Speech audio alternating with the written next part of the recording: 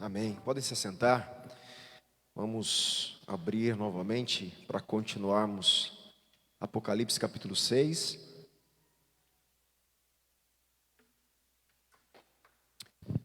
Nós terminamos a exposição dos cavaleiros ali, dos cavalos, e que juntamente os primeiros 4 selos que o Cordeiro abriu ali, né? Vimos que cada selo que o Cordeiro abria, um dos seres viventes chamava, né? Dava uma ordem e vinha então automaticamente ali um dos cavalos com aquele que estava sentado trazendo aqueles juízos ali. E vimos também que os juízos eles eram ali progressivos, existia ali uma progressão em cada um daqueles cavalos que estavam trazendo aqueles eventos ali na terra, tá certo? Nós vamos continuar do versículo 9 em diante. Vamos ler do versículo 9 ao 11, aí eu volto comentando, tá ok? Lembra que nós terminamos ali os cavalos, mas os selos continuam, tá? Os 4 primeiros selos são os cavalos, mas os selos, acaba agora a ação dos cavalos, mas os selos eles continuam sendo abertos, porque são 7 selos. Então versículo 9, quando o Cordeiro quebrou o 5º selo, João fala, vi debaixo do altar as almas daqueles que tinham sido mortos por causa da palavra de Deus e por causa do testemunho que deram. Preste atenção aí, né, o que nós estamos lendo. Clamaram com voz forte, dizendo: até quando, ó Senhor, soberano Senhor, santo e verdadeiro, não julgas, nem vingas o nosso sangue dos que habitam sobre a terra?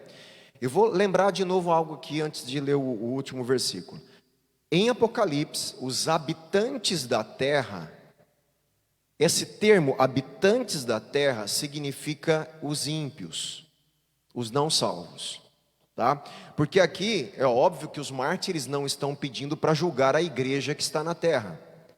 Ele está justamente se referindo àqueles que os martirizaram, aqueles que estavam em hostilidade contra o testemunho deles e a palavra deles, que precisam ser julgados por causa disso, que é então os habitantes da terra. Então olha só o clamor deles: até quando, ó Senhor, soberano Senhor, santo e verdadeiro, não julgas, nem vingas o nosso sangue, né, daqueles que nos mataram, dos habitantes da terra? Então a cada um deles foi dada uma veste branca, e lhes foi pedido que repousassem, ainda por pouco tempo, até que também se completasse o número dos seus conservos e seus irmãos, que iam ser mortos como eles tinham sido. Então esse é um evento aqui muito interessante, complexo e de juízo, de clamor aqui que está acontecendo no céu. A gente vai entrar um pouquinho nisso, vamos conversar, porque o martírio é um dos temas importantes de Apocalipse.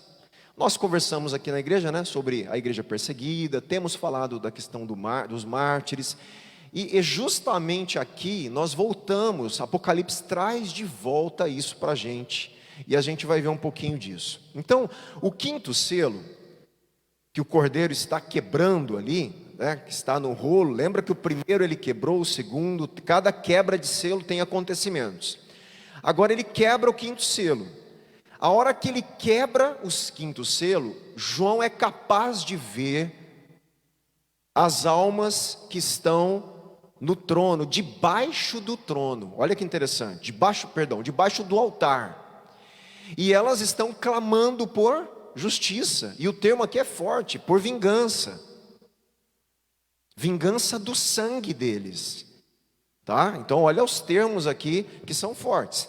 Então o 5º selo ele remete a uma das questões centrais dos evangelhos, que na teologia, os teólogos eles colocam alguns termos para conceituar e trabalhar aquilo. Por exemplo, imago Dei.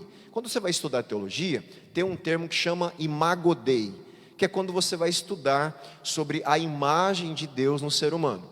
Quando você vai estudar a missão de Deus, a missio Dei, então são termos teológicos, porque eles precisam trabalhar o conceito daquilo, e eles acabam, como qualquer outra matéria acadêmica, não tem termos técnicos, a teologia tem termos técnicos também, tá? E um dos termos agora que eles falam, que é o imitatio Christi, que é justamente o conceito da imitação de Cristo.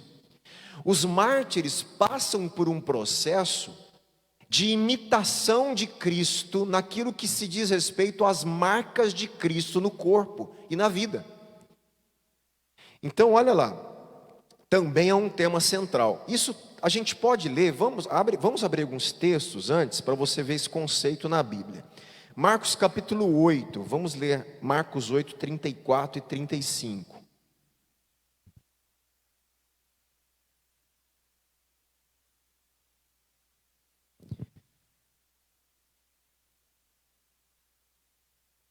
Deixa eu mudar aqui a versão.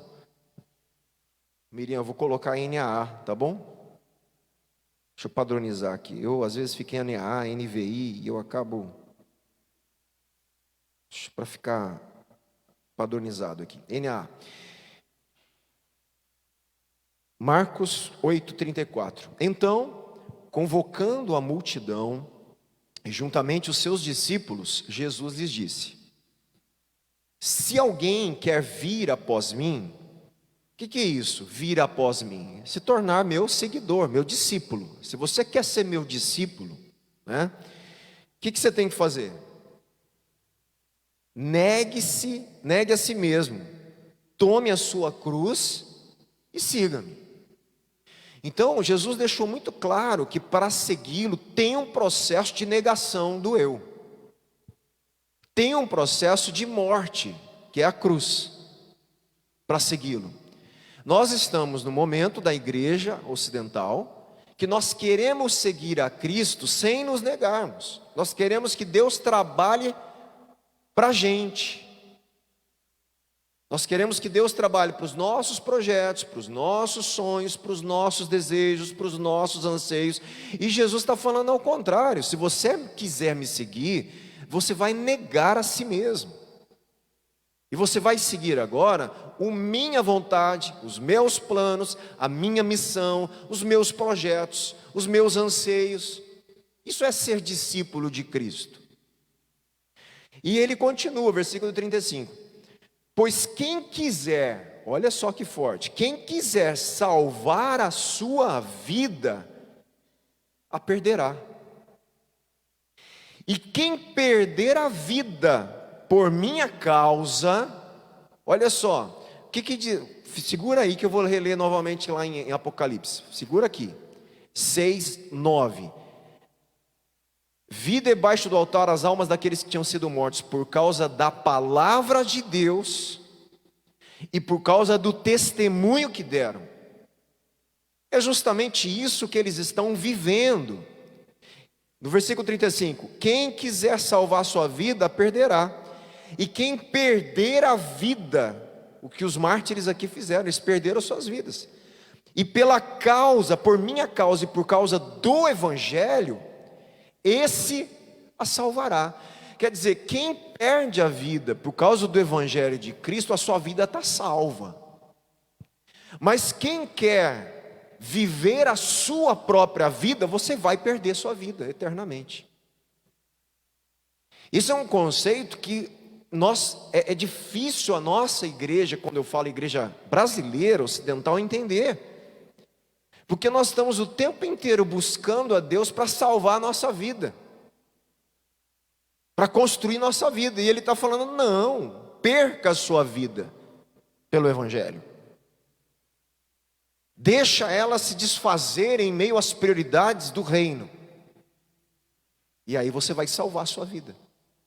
E é exatamente isso que esses mártires, na base ali do altar, fizeram. Eles deram as suas próprias vidas pela causa do Evangelho, né? E isso é o que a Bíblia chama, obviamente que aqui, eles não só a morte, mas as marcas de Cristo que Paulo vai falar, são todas as perseguições, sofrimentos, aflições, pela causa do evangelho. Não é sofrimento que a gente causa para nós, coisa burrice que a gente tem as consequências. Não é esse tipo de sofrimento. São sofrimentos por causa do evangelho. Perseguições, aflições pela causa de Cristo. Essas são marcas de Cristo que carregamos em nós. Paulo vai falar isso lá em Gálatas. Abra lá comigo em Gálatas, capítulo 6.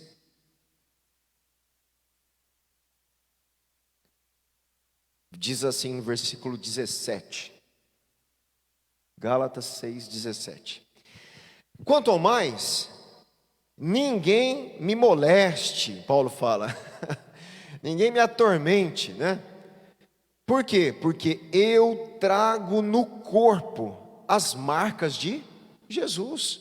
E aqui ele está falando do quê? Ele está falando das chibatadas, das torturas, das prisões que ele carregava no corpo, ainda marcas físicas, porque ele sofreu pelo evangelho.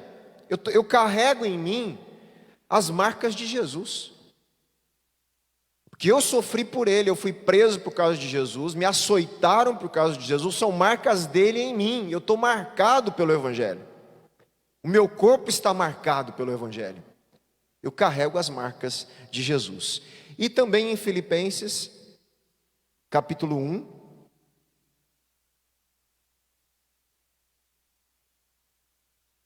deixa eu ver se é isso mesmo.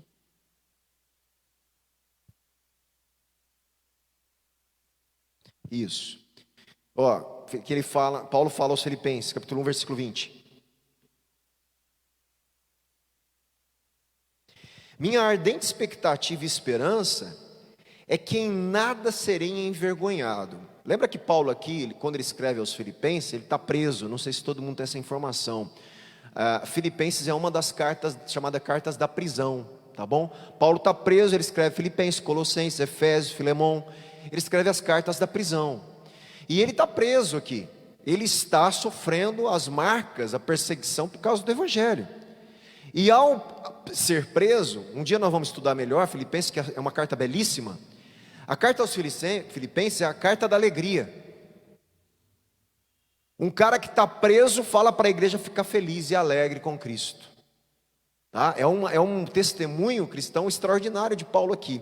E aqui ele fala assim: minha ardente expectativa e esperança é que em nada serei envergonhado, mas que com toda a ousadia, como sempre, também agora Cristo será engrandecido no meu corpo. Olha que interessante, olha como o corpo é importante na vida cristã. Cristo, ele vai ser engrandecido no meu corpo. Como? Ou vai ser eu vivendo nesse corpo, quer pela vida, quer pela morte.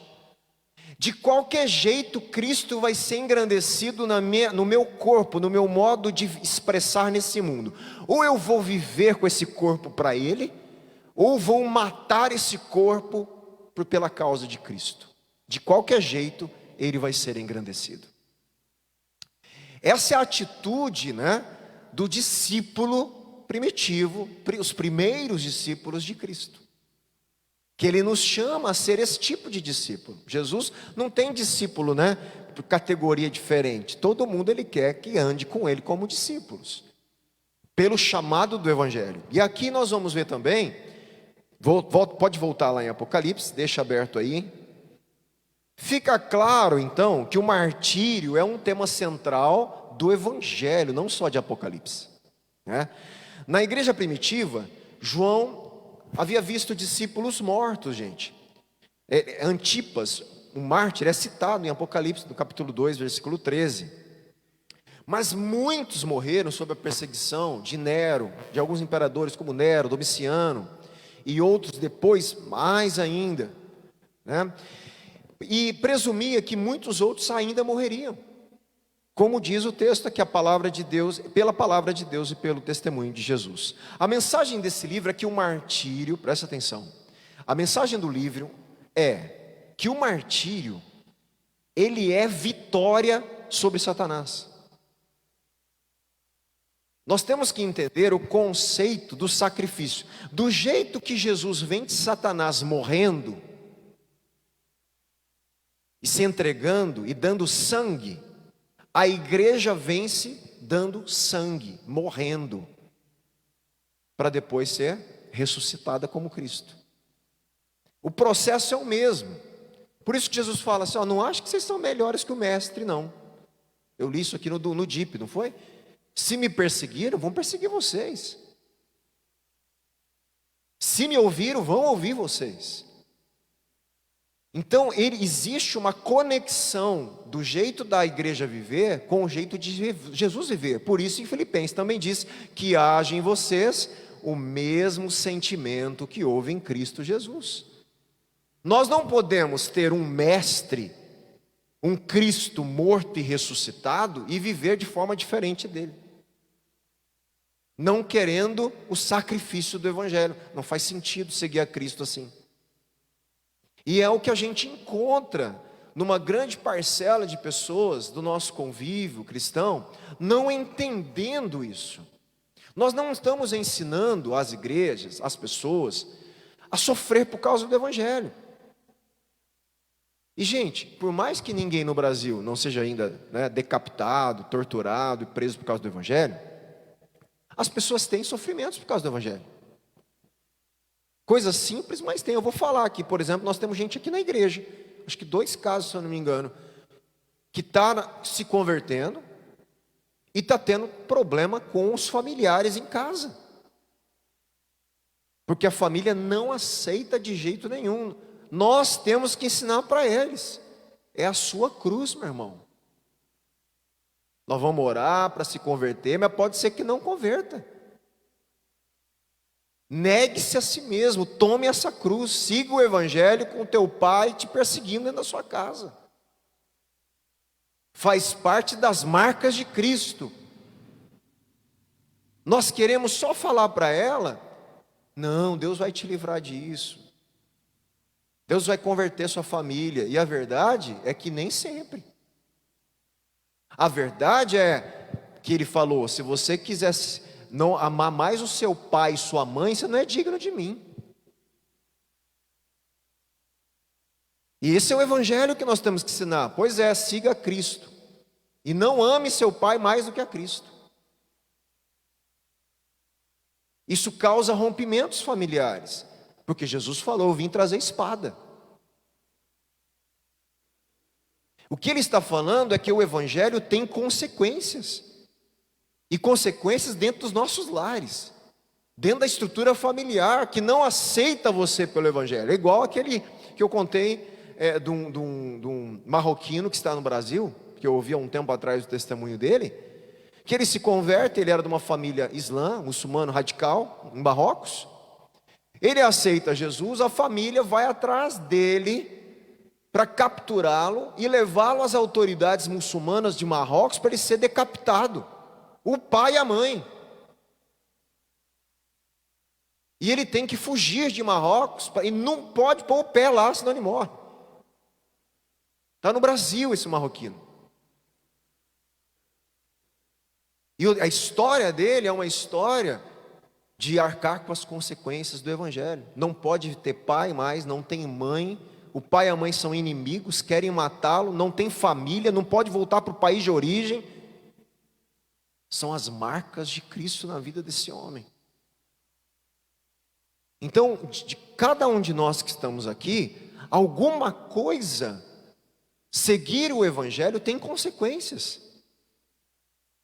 E nós não podemos falar, não, nós vamos enfrentar as consequências. Porque Cristo é maior do que todas as outras coisas. E esse é o Evangelho que a gente vê na Bíblia. Isso é as consequências que a gente está vendo aqui dos mártires em Apocalipse, né? Então a mensagem desse livro é que o martírio é vitória final sobre Satanás. E é um grande privilégio compartilhar as aflições messiânicas de Jesus. Como a gente já viu. O primeiro apóstolo a ser martirizado, quem lembra quem foi? Estevão foi o primeiro mártir, mas o primeiro apóstolo de Cristo. O apóstolo, qual foi? Vocês lembram? foi Tiago.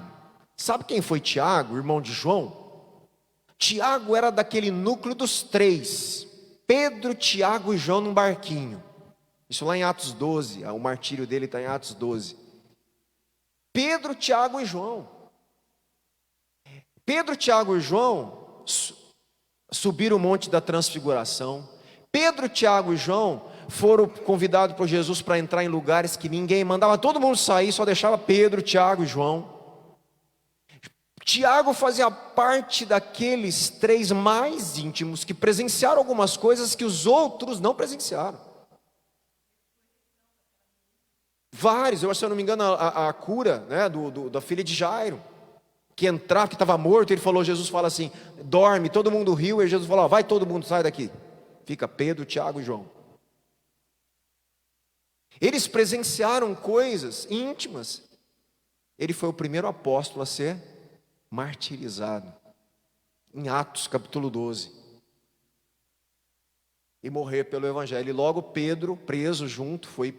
Só que Pedro não foi martirizado ali, Pedro foi solto.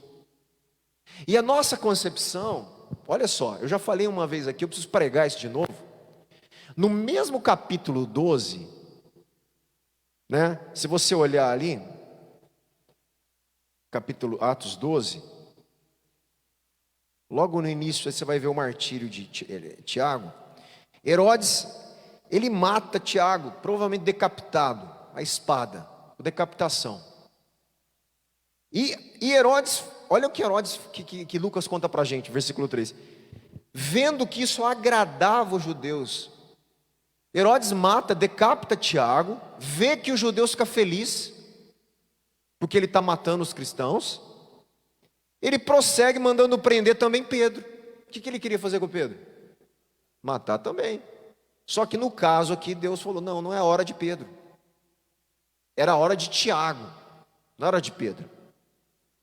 E aí, quando os pastores pregam esse texto, eles vão pregar, sabe o que? Está vendo?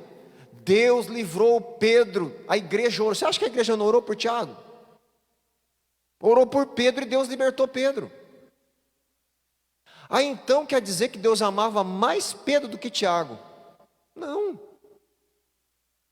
É essas coisas que nós pregamos a Bíblia, tudo fracionado, a gente não fala para o povo. No mesmo texto, Deus não salvou Tiago de ser decapitado.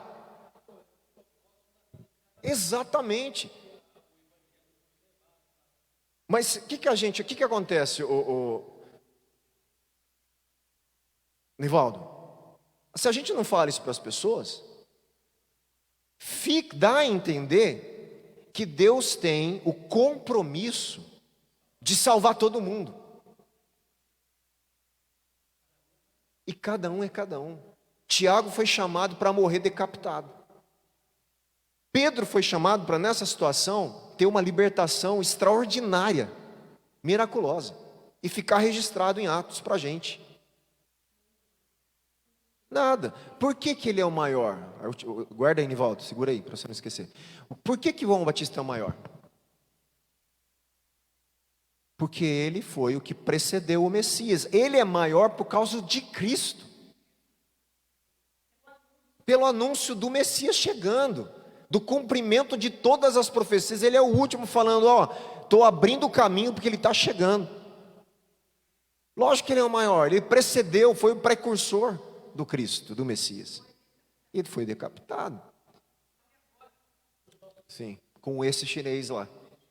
Quer dizer, é que a gente não tem essas experiências, né, Nivaldo? Essas coisas para a gente do Brasil é distante, mas nós temos experiências semelhantes. É o que eu estou falando, nas igrejas perseguidas. E alguns, Deus faz isso, outros morrem mártires. É isso que eu estou falando. Nós não conseguimos entrar na mente de Deus e falar como Deus escolhe. Uma coisa eu sei, eu ouvi um tempo atrás um pastor que trabalhava com a igreja perseguida. E eu acho que a gente assistiu num curso aqui. Eu passei, se eu não me engano, no curso de teologia, quando a gente estava tendo esse pastor. Eu passei um vídeo dele, ele comentando. E ele trabalhava com a igreja perseguida em vários lugares do mundo. E ele fala que ele encontrou alguns irmãos. Olha que interessante, eu acho que eu já contei essa história também. Ele encontrava um caso de um irmão especificamente que eu lembro, que ele conversou, e esse irmão falava para ele assim, era tipo uma crise que ele tinha com Deus. Pastor, será que Deus não me ama? Ele tinha essa, ou não é isso, mas será que Deus me ama menos do que o fulano de tal? E aí a conversa era por quê? Porque aquele fulano de tal foi martirizado e eu fui solto. Será que Deus não me ama? Ele não me deixou morrer pelo Evangelho. Será que eu não sou digno, pastor? A crise dele é porque irmãos tinham sido mortos pelo Evangelho e ele foi liberto. Olha como o jeito de pensar as coisas é totalmente ao contrário da mentalidade brasileira e ocidental. É óbvio que eu não estou incentivando ninguém a querer morrer, portanto é que Paulo fugia da morte, não é isso. A questão é que o Evangelho bíblico, é eu estar disposto a tomar a minha cruz. A de Pedro foi ser livre nessa situação, de Tiago foi ser decapitado, de Estevão, o primeiro mártir da igreja, foi morrer pregando o Evangelho e vendo o céu aberto, e perdoando como Jesus, o que estava apedrejando ele, enquanto está sendo apedrejado, orando, Pai, não impute o pecado, porque eles não sabem o que estão fazendo, perdoando os ofensores. Então, a minha dificuldade é a gente pregar meia Bíblia, pregar só Pedro, Deus libertando Pedro da prisão, e não pregar de Tiago sendo decapitado por Herodes. Esse que é o problema. Pregue tudo, mostre que tudo está no controle de Deus, que um foi chamado para o martírio naquele momento, e Pedro foi martirizado depois. Porque Pedro também, segundo a tradição, teve a sua morte martirizado e ainda crucificado de cabeça para baixo, segundo a tradição e registros, né, históricos ali. Então teve o momento dele, do martírio. Então esse compromisso com Deus, gente, o Evangelho tem a sua cruz. Cada um de nós aqui não somos mártires, não temos esse chamado, provavelmente, não temos essa honra, não temos. Só que nós temos outras coisas na nossa vida que a gente pode viver como cristão e tomar a nossa cruz, tomar coisas que são da nossa alçada, do nosso Brasil, do nosso contexto, que a gente precisa viver para Deus, né, de uma forma que traga luz para fora da igreja e fala, poxa, como aquele pessoal se comporta diferente diante de situações difíceis, não é? Mas se a gente se comportar igual ímpio, que diferença faz? Não é verdade? Entende o que eu estou falando? Se a gente reage a hostilidades a nós do jeito que o ímpio reage, que diferença faz? Nenhuma. Então nós temos a nossa cruz, que é o testemunho cristão, que na sociedade, né, importa que a gente viva o Evangelho dessa forma, né? Exato. Exatamente. Tem coisas que são tão pontuais no plano de Deus que aquilo não tem, né, não tinha como Judas não trair Jesus. Ele era o filho da perdição, não tinha como Jesus não ir para a cruz, não tinha, são coisas pontuais, né?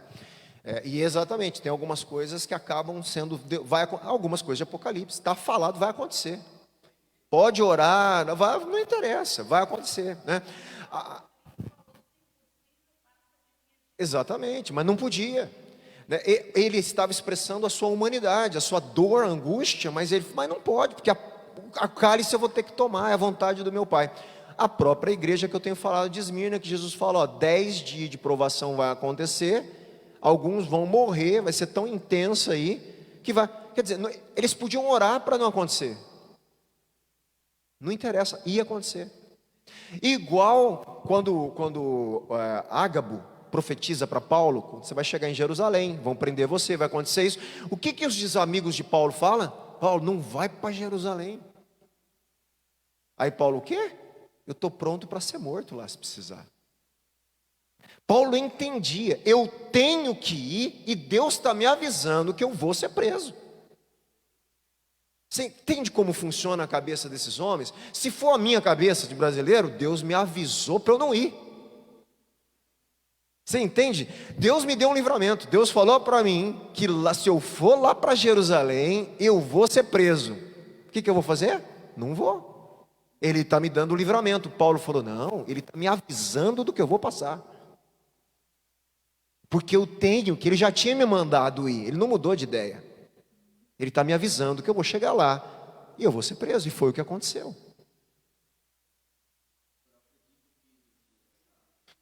Isso exatamente. E outra coisa pior, eu acho, que agrava, que a gente acaba se tornando tão religioso sem o Evangelho.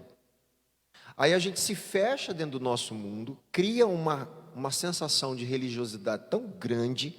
A gente cria até um dialeto. A gente cria dialeto. Que a gente fala, o povo nem entende o que a gente está falando lá fora. É um dialeto que a gente criou. Sendo que é o contrário. O esforço dos reformadores foi pegar a língua e transformar a palavra numa língua que eles entendem. E a gente fica criando uma linguagem que ninguém sabe o que a gente está falando. O vaso, não sei das quantas, coisa. O que é isso? A gente cria uma linguagem interna nossa e religiosa que as pessoas ouvem e falam, caramba, esse povo é da onde? Eles são de outro país, de outra cultura, porque eles não entendem nada do que a gente está falando. E o esforço da reforma foi ao contrário. Foi pegar a Bíblia numa língua, no latim, no grego, no hebraico, e transformar na língua do povo, para o povo entender. A gente precisa ser compreendido, eu preciso falar de um jeito que as pessoas lá de fora entendem, aí elas vão ter uma reação, ou elas vão se converter, ou elas vão nos odiar. Porque o Evangelho provoca sensações fortes. O Evangelho, ele é difícil, quando ele é pregado corretamente, é difícil ficar meio termo. Isso que a gente está falando não incomoda com a gente? Não mexe com a gente? Mexe comigo. Eu estou pregando aqui, vai cortando a gente por dentro. Porque a gente sabe que não vive isso dessa forma como esses irmãos viveram. E outra, se eu fosse chamado para estar num país desse, o que eu faria? Gente, isso aqui me incomoda profundamente. Profundamente. Rasga a gente por dentro, mas é a verdade do Evangelho. Ou eu me dobro a isso, ou eu repudio e eu me engano, falo, não é bem assim não. Não é. É assim. Essa é a verdade. E é difícil mesmo. Rasga a gente por dentro. E o Evangelho mexe profundamente. Agora, eu não vou querer morrer pelo Evangelho, porque eu estou no Brasil, eu vou querer viver a vida que Ele quer que eu viva aqui no Brasil. Que é uma vida da verdade, de Cristo, da busca da verdadeira vida com Deus, na minha família, no meu dia a dia, nas amizades, onde eu estou, que eu possa refletir essa vida de Deus, mas de uma forma que as pessoas compreendam. Por isso que vocês sabem disso, eu não me afasto dos ambientes que não são cristãos. É óbvio que eu não me envolvo com os pecados deles e nem me enfio em lugar que desnecessário. Mas um dos meus lugares que eu tive uma experiência muito boa foi quando eu vivo como, integralmente, gente, em tempo integral no ministério, desde meus 20 anos de idade. Eu estou com 44, faz 24 anos que eu vivo ministerialmente como pastor integral, dependendo de Deus e muitas coisas da minha história. Desses 24, 4 só, então 24, eu trabalhei no pronto-socorro da cidade, ali. Esses 4 anos que eu trabalhei ali, no dia a dia, de uma profissão, que não integralmente no ministério, foi uma experiência interessante. E foi uma experiência também interessante para eu estar com pessoas ímpias, em ambiente de trabalho. Uma experiência que eu gostei. Porque como pastor, eu não tenho acesso muito a gente do mundo. Mas quando eu trabalhei ali, todos os dias, Eu estava com o pessoal da administração do hospital, a enfermagem, os técnicos, os enfermeiros, os médicos. O pessoal que trabalhava comigo, eu tive a oportunidade de falar de Deus tantas vezes para gente que nunca tinha ouvido falar. Farmacêutico. E eles com o tempo vinham me perguntar: mas o que vocês falam então de Deus, disso? Senta aqui, vamos conversar. Disso. E eu falei, tive a oportunidade de orar por eles. Então, é um ambiente que eu posso ser luz, porque é um ambiente ali que ninguém conhece Cristo. As pessoas têm medo desses lugares. Eu acho que foi um dos lugares onde eu gostei de estar. Aí eles faziam uma festa lá, acho que a gente foi numa festa de uma pessoa do pronto-socorro, na casa de da pessoal da enfermagem. Aí foi médico, tudo, e foram lá. O que eles fizeram? Pediram para eu orar na festa de comunhão lá, de confraternização do pessoal do PS lá. Aí eu trouxe uma palavra breve, orei por eles. Meu irmão, como pastor, eu não teria esse acesso. Eu tive acesso porque eu era funcionário lá do pronto-socorro. Entende?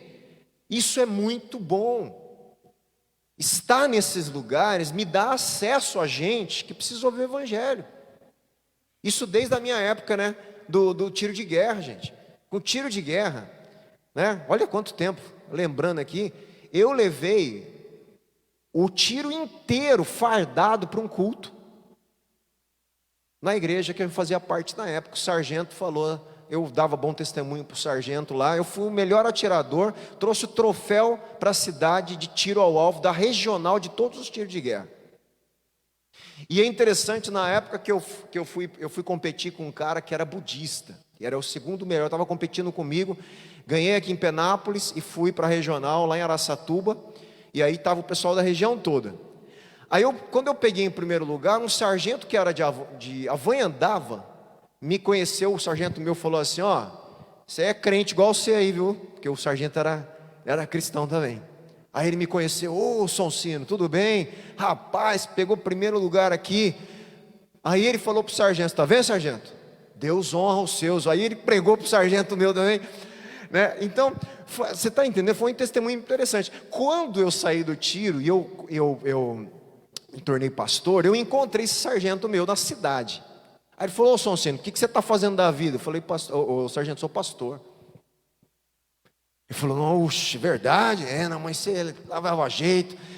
Só não vai ser aquele pastor que fica roubando os outros, hein? Desse jeito ele falou para mim. Não pode ficar tranquilo, sargento. E eu gostava do sargento, o cara era gente boa demais. E foi um processo de testemunho na minha juventude. Então, na escola, quantas vezes na escola, meu pai falava muito de Deus na escola, da igreja, da escola católica, E eu tive oportunidade também, com os meus amigos, fazendo um trabalho, falar contra a idolatria dentro da igreja católica, era até engraçado, Então, gente, é uma questão da gente falar: poxa, eu estou nesse lugar, e eu arcava com as consequências. Meu pai lá na igreja católica, dentro da escola católica, arcava com as consequências. Então tem consequências da gente se posturar adequadamente. E eu não preciso fugir desses ambientes. Eu não preciso fugir, eu posso estar ali. Quantos turnos à noite lá, as guardas noturnas. Os caras falando de mulherada, aquela juventude, imagina. E eu me mantendo ali, e conversando com eles e tudo, e podendo dar bom testemunho. Poxa, foi uma experiência muito agradável. Coisas da minha história nesse sentido, na escola, no tiro, lá e aonde? Nos lugares onde eu não era pastor. Porque como pastor é mais difícil ter acesso a esses ambientes. Você tem acesso aos teus vizinhos, teus familiares, teu trabalho, você tem. E você pode fazer isso e mais ainda do que eu fiz. Então essa é a nossa cruz, a nosso negar a nós mesmos por causa do evangelho.